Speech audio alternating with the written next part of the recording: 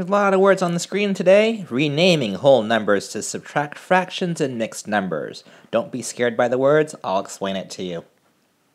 This here is the type of problem that we'll be looking at today, where we are starting with a whole number, and we're subtracting a fractional part away from that whole number, whether it be a fraction or whether it be a mixed number.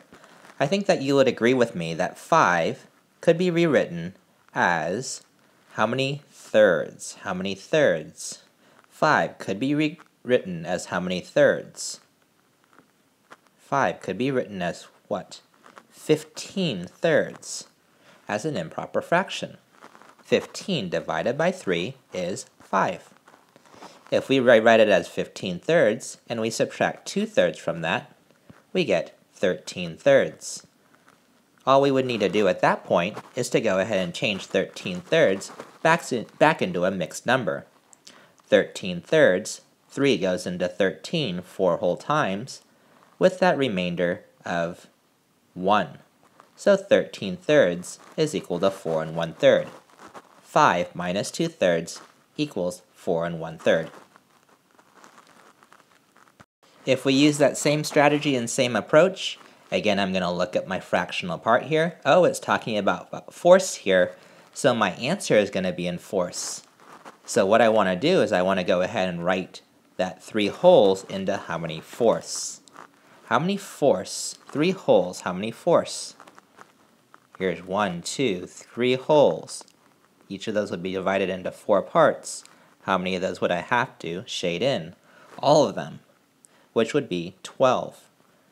Oh, that makes sense because 12 divided by 4 does equal 3. So now that I've written that as a improper fraction, as a fraction, 12 fourths minus 1 fourth equals 11 fourths. And 11 fourths back to a mixed number equals 4 goes into 11 3 whole times. Nope, not 3 whole times, but 2 whole times, with the remainder of 3. So 11 fourths is equal to 2 3/4. Which, if we look at our model, makes sense, because if I had started with 12 fourths, as my model shows right here, besides the shading of them, if I took away one of them, then I would be left with 2 and 3 out of those 4. 2 3/4.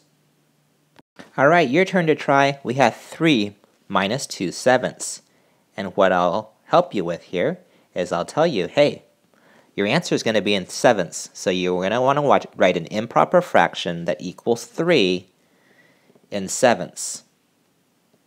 Hit pause.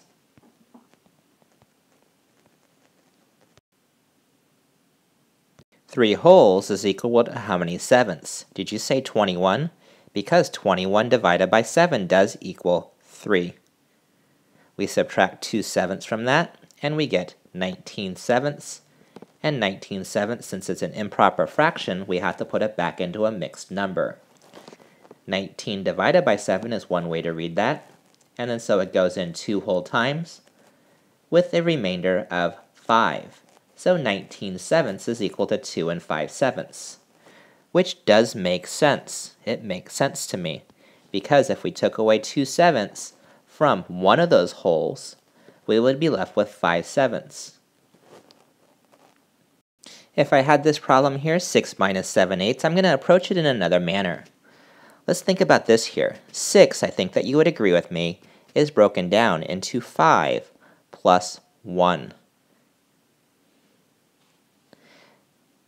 At that point, we can break down this 1 and rewrite the other 1 there as eighths, so that we can do our regroup work. That 1 is equal to 8 eighths. 8 eighths is equal to 1.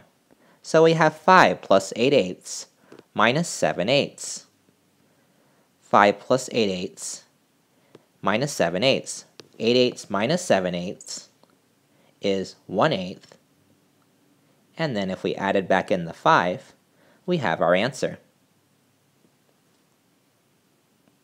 which is equal to 5 1/8, and it is in simplest form. Again, here is another example of what it is that I just stated. How many of these wholes do we need to regroup? Right, only one of them. That's why we'll write this as a sum of 1 plus 8. We'll remember to subtract 3/4.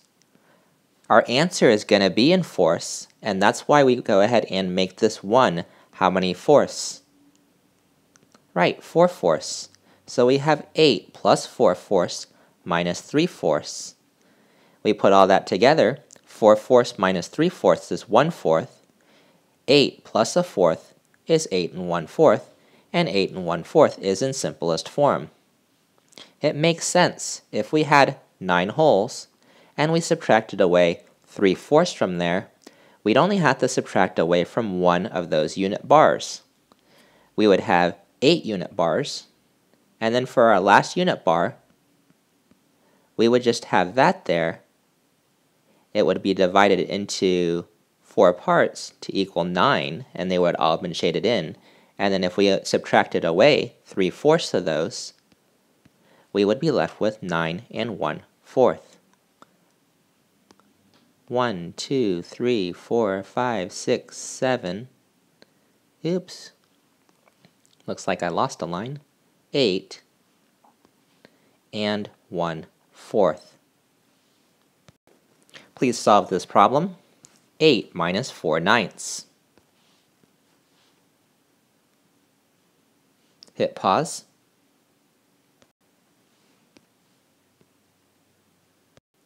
Eight can be rewritten as 7 plus 1 minus 4/9. So I got 1 minus 4/9. 1 is 9/9 minus 4/9 plus 7 still.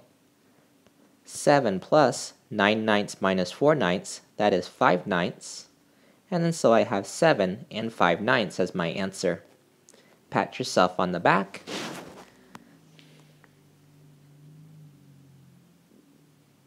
Even if you got it wrong, at least you made a good attempt. Alright, so I gave you 2 strategies and approaches to take for this here.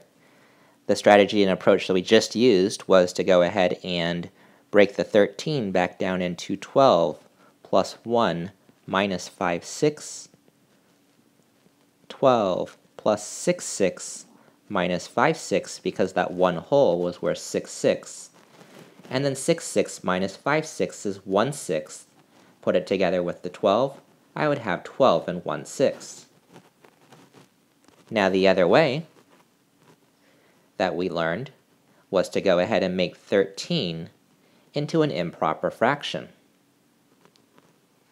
If we made 13 into an improper fraction, that would be 78. 78/6. Here's my work to show that, 13 times 6 being 78. And then so that I know that 78 divided by 6 equals 13.